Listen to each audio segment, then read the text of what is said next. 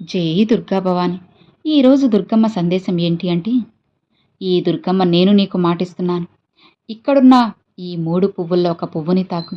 నీకిష్టమైన వారి మనసులో ఏముందో ఇట్టే క్షణాల్లో నేను తెలియచేస్తాను. అమ్మను నమ్మి నమ్మకంతో ఈ దుర్గమ్మ నీకు మాటిస్తుందని నమ్మి వీటిలో ఒకటి తాకు. నీకు ఇష్టమైన వ్యక్తి గురించి ఆలోచిస్తున్నావు కదా. నీకు ఇష్టమైన వ్యక్తిని తలుచుకుంటూ వీటిలో ఒక పువ్వుని తాకావు. వారు నీ గురించి ఏమనుకుంటున్నారో, వారు నీ గురించి ఏం ఆలోచిస్తున్నారో, అసలు వాళ్ళ మనసులో ఎలాంటి అభిప్రాయం ఉంది, ఎలాంటి ప్రేమ ఉంది, లేదా కక్షలున్నాయా, స్వార్థం ఉందా, నిర్లక్ష్యం ఉందా, చిన్నచూపు ఉందా, ఇక నీ మీద ఇప్పుడు ఈ క్షణం వారి మనసులో ఏముంది అనేది ఇప్పుడు ఈ క్షణం నీతో బట్టబయలు చేసేస్తాను. ప్రతి ఒక్కటి కూడా పూసగుచ్చినట్లు చెబుతాను. పాలకి పాలు నీళ్ళకి నీళ్ళు అన్నట్టు తేల్చేస్తాను. ఈ 3 పువ్వుల్లో ఒక పువ్వుని ఎంచుకో. ఒక వ్యక్తిని నీకు నచ్చిన వాడిని తలుచుకుంటూ ఒక పువ్వుని తాకు. లేదంటే 3 వ్యక్తుల కోసం 3 పువ్వుల్ని తాకు. అది నీ నిర్ణయం మీద ఆధారపడి ఉంటుంది. మరి ఒక్కొక్క వ్యక్తి కూడా నీ గురించి ఏం ఆలోచిస్తున్నారు, ఏం తలుచుకుంటున్నారు, వాళ్ళ మనసులో ఎలాంటి ఆలోచనలు ఉన్నాయి, అసలు వారి జీవితంలోకి నువ్వు రావడం వల్ల వాళ్ళు సంతోషంగా ఉన్నారా, బాధగా ఉన్నారా, భయపడుతున్నారా, లాభపడుతున్నారా, నష్టపోతున్నారా అని అనుకుంటున్నారా, లేదంటే నిన్ను వదిలించుకోవాలని అనుకుంటున్నారా, జీవితాంతం నీతో కలిసి ఉండాలనుకుంటున్నారా, ఇలా వాళ్ళ ఆలోచనలు ఏంటి అనేది ప్రతి ఒక్కటి కూడా నువ్వు తెలుసుకోవాలమ్మా. అందుకే ఈరోజు ఈ దుర్గమ్మ నీకు తెలియజేయడానికి నీ ముందు వచ్చాను. ఈ దుర్గమ్మపై నమ్మకంతో జై దుర్గాబావ అని ఒక్కసారి మనసులో తలుచుకొని వీటిలో ఒక పువ్వునైతే ఎంచుకో. ఈ అవకాశం మళ్ళీ మళ్ళీ నీకు రాదు కదా. ఈ రోజు పోతే మళ్ళీ వస్తుందా, లేదు కదా. కాబట్టి వచ్చిన అవకాశాన్ని ఉపయోగించుకో. ఈరోజు నీ మనసులో ఉన్న ప్రతి ఒక్కటి కూడా నీకు తెలియజేస్తాను. జాగ్రత్తగా వినేందుకు కాస్త మనసు పెట్టి ప్రయత్నించు. మనం ప్రేమించిన వాళ్ళు, లేదా నీ భర్త కానీ, లేదా స్నేహితులు, బంధువులు, ఫ్యామిలీ మెంబర్స్, రిలేటివ్స్, చుట్టుపక్కల వాళ్ళు, ఇష్టమైన వ్యక్తులు, ఇలా ఎవరైనా సరే వాళ్ళు నీ గురించి ఏం ఆలోచిస్తున్నారు, ఏమనుకుంటున్నారు అని నువ్వు తెలుసుకోవాలి కదా. అది అందరికీ ఉంటుంది కదా. అదే ఈరోజు ఈ దుర్గమ్మ నిజం చేయబోతున్నాను. ఈ దుర్గమ్మ మాట నువ్వు ఎక్కడా కూడా వదలకుండా ఆఖరి వరకు విను. ఈ దుర్గమ్మ నీ మనసులో ఉన్నదంతా కూడా, వాళ్ళ మనసులో ఉన్నదంతా కూడా నీకు స్పష్టంగా చెబుతాను. ఒక్కసారి మనసులో అనుకో, ఈ దుర్గమ్మని తలుచుకో, భారమంతా నాపైవే, ప్రశాంతంగా ఉండు. ఇక్కడున్న ఈ 3 ఒక పువ్వుని తాకు. ఎవరి గురించైతే నువ్వు మనసులో అనుకుంటూ తాకావో, ఇక వారు నీ గురించి ఏమనుకుంటున్నారో, వాళ్ళ మనసులో ఏముందో అంతా నేను స్పష్టంగా చెబుతాను. కోరుకున్నావా? ముందు మొదటి పువ్వు తాకిన నా బిడ్డ ఎవరైతే ఉన్నారో వాళ్ళ మనసులో ఎలాంటి అయోమయం లేదమ్మా. వారైతే నీ గురించి ఈ విధంగా అనుకుంటున్నారు. నువ్వు చాలా మంచి వ్యక్తివని, మంచి ఆలోచనలతో ఉంటావని, మంచి నడవడికగా ఉంటావని, అలానే మంచి పాజిటివ్ ఆలోచనలతో ఉంటావని వారు ఎప్పుడూ నీ గురించి ఆలోచిస్తున్నారు. అలానే సంతోషంగా, హాయిగా ఉండటం, నువ్వు సంతోషంగా ఉంటే వాళ్ళకి చాలా ఇష్టం. ఎక్కువగా స్నేహితులతో ఆనందంగా గడపడం అంటే నీకు చాలా ఇష్టం. అయితే వాళ్ళు అనుకుంటున్నారు చాలా ప్రాక్టికల్గా ఉంటావని. నువ్వు అలాంటి వ్యక్తివనే వాళ్ళు అనుకుంటున్నారు. ఊహల్లో, కలల్లో, నిజ జీవితంలో బ్రతకడానికి నువ్వు ఇష్టపడతావు అని, ఏదైనా సరే ఆచరణాత్మకంగా చేసి చూపెడతావు అని నీ గురించి వాళ్ళు ఈ విధంగా అనుకుంటున్నారు తల్లి. అలానే నీకు చాలా అంటే చాలా ఎక్కువ ఆత్మవిశ్వాసం ఉంది అని ఆ వ్యక్తి నీ గురించి మంచిగా అనుకుంటున్నారు.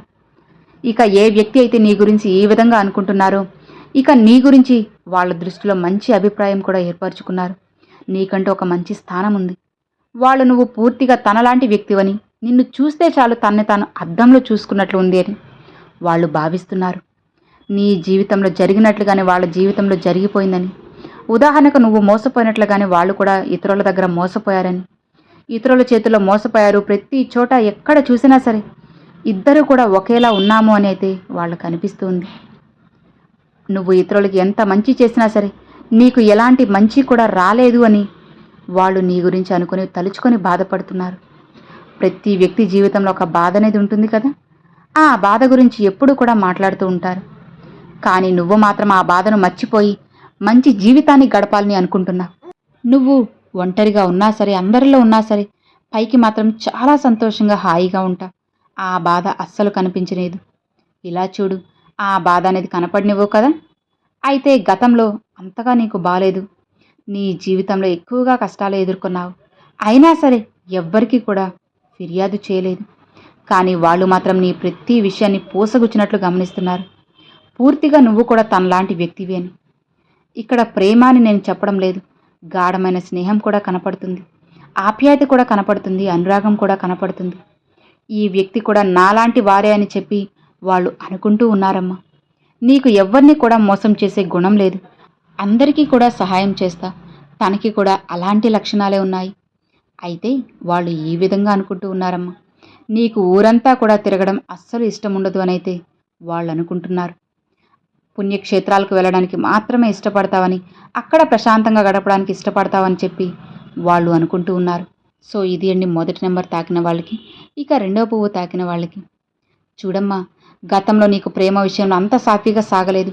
ఈ విషయాన్ని వాళ్ళకి చెప్పుండొచ్చు లేదా చెప్పకుండా ఉండొచ్చు. కానీ ఆ వ్యక్తి నిన్ను చూసినప్పుడల్లా ఈ వ్యక్తి నాలాంటి వ్యక్తి, అన్నీ కూడా నా లక్షణాలే ఉన్నాయి, నాలానే ఉన్నారు అని అనుకుంటూ ఉన్నారు. మీరు వారికి సొంత ప్రతిబింబంలానే కనిపిస్తున్నావు తల్లి. మీరు కోరుకున్న వ్యక్తి మీ గురించి చాలా మంచిగా కోరుకుంటున్నారు. అలానే గొప్పగా ఆలోచిస్తూ ఉన్నారు. నీ జీవితంలో ఏవైతే జరిగాయో, ఎలాంటి సంఘటనలు జరిగాయో అచ్చు తను కూడా అలానే జరిగాయనుకుంటున్నారు. అలానే నిన్ను చాలా మంచిగా సంతోషంగా నువ్వు హాయిగా ఉండాలని ప్రతిరోజు కూడా నా దగ్గర ప్రార్థనలు పెడుతూ ఉన్నారు. మీ బంధం గొప్పది. ఆ బంధం ఏదైనా సరే చాలా మంచిగా ఉంటుంది. భార్యాభర్తల బంధం, స్నేహం అయినా సరే ఏదైనా జీవితాంతం సాఫీగా సాగుతుంది. ఏమాత్రం కూడా ఆలోచించాల్సిన అవసరం అస్సలు లేదు.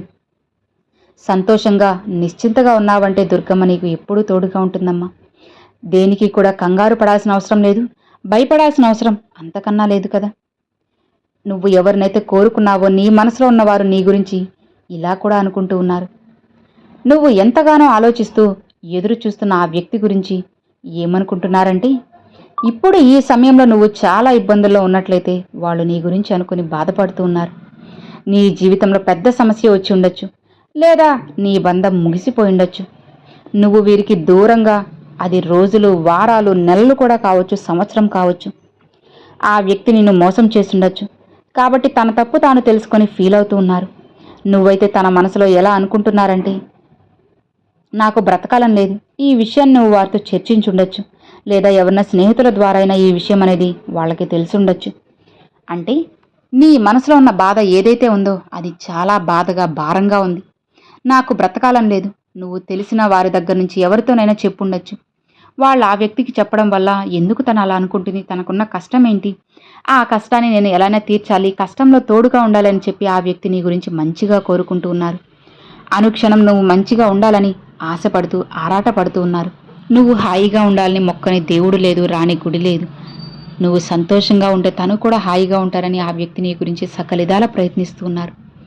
కాబట్టి తన ప్రేమని అర్థం చేసుకుని నీ జీవితంలోకి ఆహ్వానించు, జీవితాన్ని మంచిగా కొనసాగించు. సో ఇది అండి రెండవ పువ్వు తాకిన వాళ్ళకి. ఇక చివరిగా మూడవ పువ్వు తాకిన వాళ్ళకి. మీరు ఎవరి గురించి అయితే తలుచుకొని ఈ పువ్వుని తాకారు, వాళ్ళు మీ గురించి ఏమనుకుంటున్నారు ఇప్పుడు తెలుసుకుందాం. వాళ్ళ దృష్టిలో నువ్వు చాలా మంచి వ్యక్తివమ్మా. మీ ఇద్దరి జీవితం కొత్త స్థాయిగా ప్రారంభం అవబోతుంది. మాటిస్తున్నాను కదా, ఎన్నో సంతోషాలు మీ జీవితంలో వస్తాయి. ఇద్దరు ఒక్కటవుతారు. ఈ దుర్గమ్మ మాట అస్సలు తలపదు, అస్సలు పొల్లుపోదు కూడా. నేను చెప్పింది చెప్పినట్లుగా ఖచ్చితంగా నీ జీవితంలో జరుగుతుంది. అలా జరిగేలా ఈ దుర్గమ్మని నేను ఆశీర్వదిస్తాను. నేను నీకు మాటిస్తున్నాను. ఈ వ్యక్తి నీ గురించి చాలా మంచిగా అనుకుంటున్నారు. తన సంతోషం అంతా కూడా నీ దగ్గరే ఉంది అని, నువ్వు తన కోసం ఏదైనా చేయగలవని, తన్ని బాగా అర్థం చేసుకుంటావని, అలాంటి నిన్ను అస్సలు వదులుకోకూడదని అనుకుంటున్నారు. జీవితాంతం నీతో కలిసి ఉండాలి, ప్రశాంతంగా ఉండాలి అని ఆ వ్యక్తి ఆశపడుతున్నారు. భగవంతుని ప్రతి క్షణం కూడా వేడుకుంటూ ఉన్నారు. ఇక నీకు తోడుగా, నీడగా ఉండాలని చెప్పి ఆశపడుతూ ఉన్నారు. రాత్రింబవళ్ళు నీ గురించే ఇలా కూడా అనుకుంటూ ఉన్నారు. నా జీవితంలోకి వాళ్ళు రావడం వల్ల నేను కన్న కళ్ళన్నీ కూడా నిజమయ్యాయి. సంతోషంగా ఉన్నాను. వారి రాక నా జీవితంలో వెలుగు నింపింది. వారి రాక జీవితంలో ఒక శక్తినిచ్చింది. ఇంతటి అదృష్టాన్ని నేను వదులుకోకూడదు అనైతే వాళ్ళు గట్టిగా నమ్ముతున్నారు. ఎలా అయినా సరే, ఎన్ని కష్టాలున్న జీవితాన్ని నీతో సంతోషంగా గడపాలని, ఈ బంధాన్ని వివాహ బంధంగా మార్చుకోవాలని, వివాహ బంధాన్ని ఇంకా శాశ్వతంగా నిలుపుకోవాలని అనుకుంటున్నారు. ధైర్యంగా ఉండు. నీ జీవితాన్ని నీకు నచ్చినట్లుగా జీవించాలని, అలానే వాళ్ళతో పాటు సంతోషంగా జీవించాలని వాళ్ళు కోరుకుంటూ ఉన్నారు. నువ్వు కోరుకుంటున్న వ్యక్తి నీ గురించి చాలా మంచిగా ప్రతి దేవుణ్ణి కూడా కోరుతున్నారు. ఇక నువ్వు నిశ్చింతగా ఉండు. నీ గురించి నువ్వు పట్టించుకోవాల్సిన అవసరం లేదు. నువ్వు కోరుకున్న వ్యక్తి నీ గురించి అన్నీ కోరుకుంటున్నారు. పట్టించుకుంటున్నారు కూడా. ఇక ధైర్యంగా ఉండు అని మూడవ పువ్వు తాకిన వాళ్ళకైతే చెప్పారండి. సో విన్నారు కదండి, 1, 2, 3 ఈ 3 పువ్వులు తాకిన వారికి దుర్గమ్మ గారు ఈ విధంగా అయితే సెలవిచ్చారనమాట. ఇది విన్నాక మీకు కాస్త ప్రశాంతత, మనసుకి ఊరట కలిగింది, మనసు కూడా కాస్త హాయిగా ఉంది అని చెప్పి అనుకుంటున్నాను, ఆశిస్తున్నాను. ఈ మూడిట్లో మీరు ఏ పువ్వు చూస్ చేసుకున్నారు, 1, 2, 3 అనేది నాకు తప్పకుండా కామెంట్లు అయితే షేర్ చేసుకోండి. అలానే జై దుర్గాబా అని కూడా కామెంట్లు అయితే షేర్ చేసుకోండి ఫ్రెండ్స్. ఈ వీడియో నచ్చితే లైక్ చేయండి, మీ ఫ్రెండ్స్ అండ్ ఫ్యామిలీస్కి షేర్ చేయండి. ఫస్ట్గా మన ఛానల్ చూసేవాళ్ళు సబ్స్క్రైబ్ చేసి సపోర్ట్ చేయండి ఫ్రెండ్స్. Thanks for watching. జై దుర్గా భవాని.